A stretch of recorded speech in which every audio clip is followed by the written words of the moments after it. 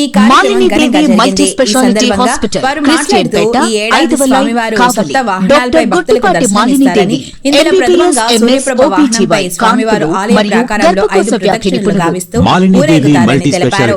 ఈ ఉత్సవంలో భక్తులు పెద్ద సంఖ్యలో పాల్గొని గోవింద నామాలను స్మరిస్తూ స్వామివారిని దర్శించుకున్నారని చెప్పారు. ఆలయంలో స్వామి అమ్మవార్లకు ట్యూబెక్టమీ, పిల్లలు లేకుండా operation, high risk pregnancy, ectopic pregnancy మరియు గర్భసంచి నీటి బుడగలు, గర్భసంచి జారిన ఆపరేషన్లు, రొమ్ముగడ్డలకు చికిత్స, నెలసరి ఇబ్బందులకు చికిత్స, మెనోపాజ్ సమస్యలకు చికిత్స చేయబడును. స్త్రీలకు సంబంధించిన అన్ని సమస్యలకు చికిత్స చేయబడును. పిల్లలు లేని వారికి ప్రత్యేక చికిత్స కలదు. ముఖ్య గమనిక, మా హాస్పిటల్ నందు కాన్పోయిన తరువాత తల్లి బిడ్డను ఉచితంగా మా వాహనంలో క్షేమంగా ఇంటికి చేర్చబడును. మా హాస్పిటల్స్ ప్రత్యేకతలు: ICU, lab, AC and non AC rooms, 24 గంటలు మెడికల్ షాప్, ప్రతి రూమ్ నందు వేడి నీటి సదుపాయం కలదు.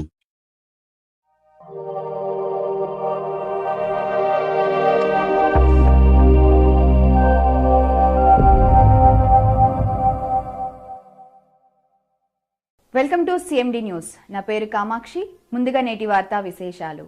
దివ్యాంగుల సమస్యల పరిష్కారానికి, వారి సంక్షేమానికి కృషి చేస్తానని కావలి ఎమ్మెల్యే కావ్య కృష్ణారెడ్డి తెలిపారు. శనివారం కావలి పట్టణంలోని ముసురులో నిర్వహించిన దివ్యాంగుల ఆత్మీయ సమావేశంలో ముఖ్య అతిథిగా ఎమ్మెల్యే పాల్గొన్నారు. ఇటీవల జరిగిన అంతర్జాతీయ దివ్యాంగుల దినోత్సవాన్ని పురస్కరించుకొని దివ్యాంగుల నాయకులు మండవ వెంకట్రావు ఆధ్వర్యంలో నిర్వహించిన క్రీడల పోటీల్లో విజేతలకు ఎమ్మెల్యే బహుమతులను అందజేశారు. ఈ సందర్భంగా ఎమ్మెల్యే మాట్లాడుతూ దివ్యాంగుల కాలనీ అభివృద్ధికి అన్ని విధాలుగా అండగా ఉంటామని తెలిపారు. దివ్యాంగుల కొరకు కమ్యూనిటీ హాల్ నిర్మిస్తామని హామీ ఇచ్చారు. అలాగే దివ్యాంగుల సమస్యలను ముందుండి పరిష్కరించేందుకు మండవ వెంకట్రావు లాంటి నాయకుడు ఉండడం మీ అదృష్టమన్నారు. ఆయన కోసం కాకుండా తోటి దివ్యాంగుల కోసం ఆయన పడే తాపత్రయం చెప్పలేనిదన్నారు. దివ్యాంగులకు అన్ని విధాల అండగా ఉంటామని ఎమ్మెల్యే తెలిపారు. ఈ కార్యక్రమంలో స్థానిక టీడీపీ నాయకులు, కార్యకర్తలు పాల్గొన్నారు.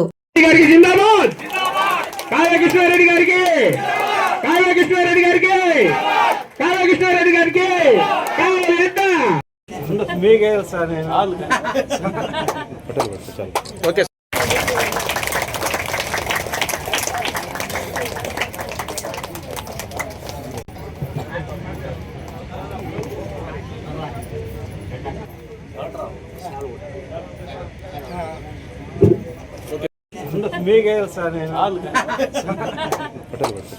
Okay sir.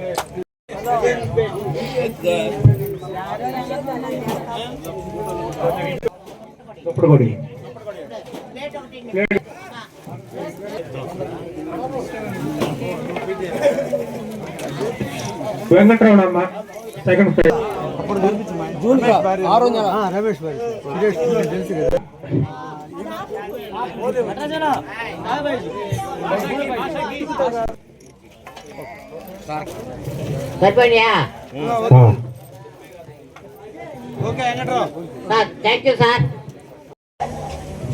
విభిన్న ప్రతిభావంతులైనటువంటి మీరు అందరూ కూడా ఒకే దిక్కున సమావేశమై మీ వివిధ రకాల మీ సమస్యల మీద మీరందరూ కూడా చర్చించుకోవడానికి సమావేశం ఏర్పాటు చేసినటువంటి మిత్రులు మండ వెంకట్రావు గారిని ప్రత్యేకంగా అభినందిస్తూ, వారి ఆధ్వర్యంలో ఇంతమంది ఒకే దిక్కున సమావేశమై అయ్యారంటే వెంకట్రావు దీని వెనకబడ్డ కష్టం చిన్నది కాదనే విషయాన్ని కూడా, చిన్నది కాదు.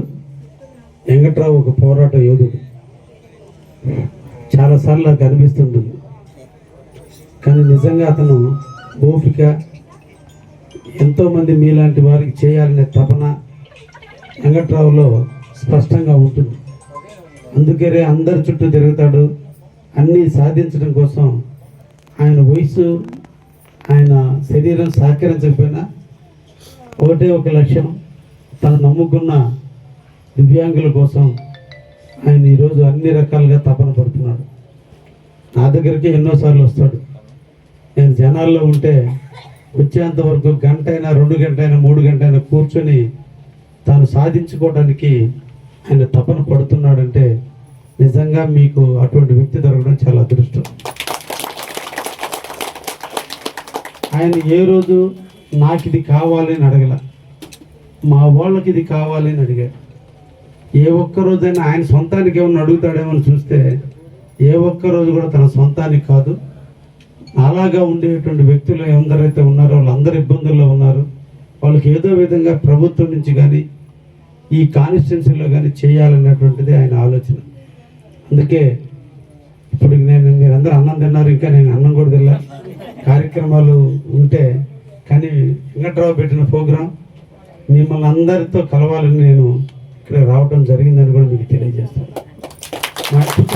కూర్చో వెంకటేశ్వర కూర్చో. ముఖ్యంగా వెంకట్రావు గారిది ఏకైక లక్ష్యం వాళ్ళ ఇళ్ల స్థలాలు. వాస్తవంగా దాని మీద నాకు పూర్తి అవగాహన లేదు. నేను ఎమ్మెల్యే నాటికి ఇది కోర్టులో ఉంది, కోర్టులో నడుస్తుంది. ఏం జరిగిందో గతంలో ఎలా ఇచ్చారో వాటికి వాస్తవంగా నేను కూడా ఇంకా పూర్తిగా తెలుసుకోవాల్సిన అవసరం ఉంది. వెంకట్రావు కోరిక మేరకు కరెంటు లేదంటే ట్రాన్స్ఫార్మర్ పెట్టించాను. అదేవిధంగా మా కాలనీకి రోడ్లు కావాలంటే రోడ్లు పెట్టించాను. తొందరలో రోడ్లు కూడా అయిపోతున్నాం.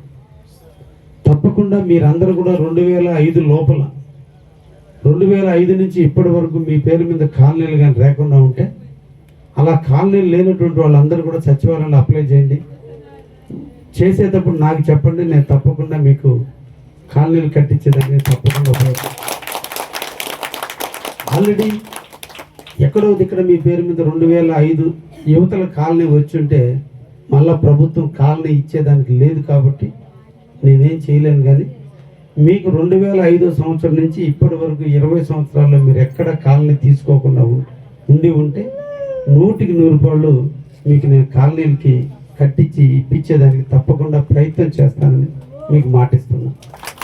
ఇంకా ఇళ్ల స్థలాల విషయంలో ఒకసారి నేను ఫస్ట్ వీక్లో దాని మీద పూర్తిగా మీ వెంకట్రావుని ఎంఆర్ఓని ఇద్దరు నేను ఆఫీస్కి పిలిపించి నేను పూర్తిగా దాని మీద సబ్జెక్ట్ తీసుకున్న తర్వాత ఏంటి అనేది నేను మాట్లాడతానని మీకు తెలియజేస్తున్నా. ఎందుకంటే దాని మీద అందరికి పట్టాలు ఇచ్చున్నారంటున్నారు, దాంట్లోనే రకరకాల వ్యక్తులు మాకు కూడా పట్టాలు ఇచ్చున్నారు అంటున్నారు. ఎవరికి ఇచ్చారో ఎవరికి ఇవ్వలేదు అనేది విషయం నేను నిర్ణయించేది కాదు. అది అధికారులు నిర్ణయించాలి. కాబట్టి తప్పకుండా వెంకట్రావు గారికి అనుకూలంగా 100కి 100 రూపాయలు నేను ప్రయత్నం చేస్తానని కూడా మీ అందరికి కూడా మాట్లాడుతున్నాను. ఈ విభిన్న ప్రతిభావంతుల్లో మా అర్చన చెప్పినట్టు వాళ్ళది నిజంగా ఒక విధానమైనటువంటి బాధ. నిజంగా వాళ్ళు నాకు బాగా సన్నిహితంగా ఉంటారు. నాతోటి నేను ఎక్కడ కనిపించినా చాలా ప్రేమగా నన్ను ఆశీర్వదిస్తారు. వాళ్ళ కోసం నేను చాలా ప్రయత్నం చేస్తున్నా. ఆ విషయం కూడా అమ్మాయికి కూడా తెలుసు. అయితే కొన్ని కారణాలు టెక్నికల్ ప్రాబ్లమ్స్ ఉన్నాయి. ఆ టెక్నికల్ ప్రాబ్లమ్స్ వల్ల అంటే వాళ్ళు పుట్టినప్పుడు మగపిల్లవాడుగా తండ్రి తల్లి ఆధార్ కార్డులో పేరు రాస్తున్నారు, తర్వాత ఇప్పుడు మారారు. ఇప్పుడు వాళ్ళ ఆధార్ కార్డు కొత్తగా ఇవ్వాలంటే ఒకటి డేట్ ఆఫ్ బర్త్ ఉండాలి, ఒకటి జెండర్ ఉండాలి. వీళ్ళకి చాలా ఇబ్బందికరంగా ఉంది. దీనికి గవర్నమెంట్ నుంచి ఆర్డర్ రావాలి. ఎక్కడో కొంతమంది కలెక్టర్లు చేశారు, నెల్లూరు జిల్లాలో కలెక్టర్లు కొంచెం చేయలే. నేను ఆల్రెడీ కలెక్టర్ కూడా దీని మీద రిప్రజెంటేషన్ ఇచ్చున్నా. మా టౌన్లో ఉన్న 21 మందికి ఏదో విధంగా తొందరలోనే వాళ్ళకి ఈ ఆధార్ కార్డు మారిస్తేనే వాళ్ళకి పెన్షన్ రావటం, ఆధార్ కార్డు మారిస్తేనే రేషన్ కార్డు రావటం, అన్ని అసలు మార్చాల్సింది ఆధార్ కార్డు. ఆధార్ కార్డుకి తప్పకుండా నేను వాళ్ళ వరకు నేను మాటిచ్చున్నా. ఇప్పటికే 4-5 సార్లు మాట్లాడున్న వాళ్ళతో తప్పకుండా పని చేసి పెడతానని కూడా మీకు అందరికి కూడా మాటిస్తున్నాను. మీకు అందరికి కావాల్సినటువంటిది ఈ రాష్ట్ర ప్రభుత్వం ముఖ్యమంత్రి గారు చంద్రబాబు నాయుడు గారు ఒక్కసారి మన జీవితంలో ఆయన మర్చిపోకూడదు. 3,000 రూపాయలు మీరు గతంలో తీసుకున్నటువంటి పెన్షన్ని 6,000 చేశారు. ఎవరైతే మంచం మీద ఉండి 85% కంటే ఎక్కువ ఉన్నారో వాళ్ళందరికీ కూడా ఈరోజు 15,000 రూపాయలు ఇస్తున్నారు. కొంతమందికి 12,000 రూపాయలు ఇస్తున్నారు. అంటే అది కారణం చంద్రబాబు నాయుడు గారు. నిజంగా మీకు ఒక పెద్ద ఆసరా, అది పెద్ద ఊరటేది. అది మీలో ఒక ధైర్యాన్ని నింపింది. మీకంటూ మీ కాళ్ళ మీద మీరు నిలబడేటువంటి శక్తిని ఇచ్చింది. దానికి గుర్తించినటువంటి ఏకైక వ్యక్తి చంద్రబాబు నాయుడు గారు. జీవితంలో మనం మర్చిపోకూడదు. అదేవిధంగా కావలి నియోజకవర్గంలో ఈరోజు ఎంతమంది ప్రకాశం జిల్లా వాళ్ళందరూ కూడా పిలిచి మీకు అందరికీ ధైర్యాన్ని ఇవ్వడానికి రాష్ట్ర వ్యాప్తంగా పెన్షన్లు అన్ని తెచ్చే దాంట్లో చంద్రబాబు కష్టపడితే కావల్లో నిజంగా మండ వెంకట్రావు మీకోసం అంత కష్టపడుతున్నారు. వారితో అండగా ఉండండి, వారితో కలిసి పని చేయండి. తప్పకుండా వీలైనంత వరకు నేను కూడా మీకు నా చేతనంత వరకు అన్ని విధాలుగా పనిచేస్తానని కూడా మీకు మాటిస్తున్నాను. అందుకే వెంకట్రావు ఎప్పుడు ఏ కార్యక్రమాన్ని బిగిన్ చేసినా నా వంతు నేను సహాయం కూడా అందిస్తూనే ఉంటానని కూడా మీ అందరు కూడా మాటిస్తాను. మీరందరూ కూడా వికలాంగుల భవనం అడుగున్నారు. ఇంకా ప్రభుత్వం నుంచి ఇంకా కమ్యూనిటీ హాల్స్కి ఇవ్వమని చెప్పి ఇంకా ఆర్డర్స్ రాలేదు. వచ్చినప్పుడు తప్పకుండా మీ అందరికి కూడా ఇటువంటి సమావేశం జరుపుకునేటట్టుగా ఒక కమ్యూనిటీ హాల్ని తప్పకుండా ఇస్తానని చెప్పున్నాను. తప్పకుండా మీకు ఆ కోరిక నెరవేరుస్తానని కూడా మీకు తెలియజేస్తున్నాను. ఇకపోతే మీరు మందారి చెరువు ముందు షాపులు అడిగారు. అది టెక్నికల్ సబ్జెక్టు. నేను ఒకసారి ఎంఆర్ఓ గారితో మాట్లాడి వెంకట్రావుతో మాట్లాడి అంటే ఆ మందాడి చెరువు కింద రోడ్డుకి మధ్యలో ఆల్రెడీ 12 మందికి దొంగ పట్టాలు తీసుకొని కోర్టుకి వేసుకొని ఇప్పుడు కోర్టులో నడుస్తున్నాయి. కాబట్టి కావల్లో ఖాళీ స్థలాలు ఉన్నాయని నమ్మకాకండి. ఖాళీ స్థలం ఉందంటే ఎవరో ఒక ఆక్రమణలే జరిగే ఉన్నాయి. ఇప్పుడు దానికి ఆ మందాడి చెరువుకి అంతా కూడా ఈరోజు సుందరంగా తీర్చిదిద్దాము. అడంతా కూడా వాకింగ్ చేసుకునే వాళ్ళకి అన్ని రకాలుగా ఆనందంగా ఉండేటట్టు, పిల్లలు ఆడుకునేటట్టు చేద్దామంటే తీరా అవన్నీ కూడా కోర్టులో ఉన్నాయి. కారణం గతంలోనే ఆ చెరువుని వేరే సర్వే నెంబర్ పట్టా వేసి ఆల్రెడీ రిజిస్టర్ చేసుకున్నారు. కాబట్టి ఎక్కడైనా ఖాళీలు ఉంటే తప్పకుండా నా దృష్టికి తెస్తే నేను తప్పకుండా మీకు పని చేసి పెడతాననే విషయాన్ని, ఎందుకంటే నిజంగా హక్కుదారు నిజంగా మీకు అవసరం కూడా ఉంది, మీకు చేసి పెట్టాలి. ఎందుకంటే మీరు మిగతా వాటిలో ఇంకా ఉద్యోగాలు అమ్మాయి అడిగింది, తప్పకుండా నేను ఆ అమ్మాయికి మున్సిపాలిటీలో ఉద్యోగం ఇప్పిస్తాను. దానికి కూడా విషయాన్ని కూడా తెలియజేస్తాను. కమిషనర్ చెప్తాను, తప్పకుండా ఆ పాపని నేను అక్కడ ఉండేటువంటి పోస్టుకు తగ్గట్టు ఆమెకి ఉద్యోగం ఇచ్చేదానికి తప్పకుండా నేను కృషి చేస్తానని కూడా మీ అందరికి కూడా మాటిస్తున్నా. మీరందరూ ధైర్యంగా ఉండండి. మీ సమస్యల పరిష్కారంలో మేము ఎప్పుడు ముందే ఉంటాం. కావలి నియోజకవర్గంలో ఏ ఒక్క సమస్య కూడా మా సోదరులైనటువంటి మీకు ఎవరికి రానియకుండా కూడా నేను చూస్తానని కూడా మాటిస్తూ మండ వెంకట్రావు ఆధ్వర్యంలో ఇంత కార్యక్రమం నిర్వహించి నన్ను ఆహ్వానించినందుకు వారికి కూడా ధన్యవాదాలు తెలియజేస్తూ ముగిస్తున్నాను.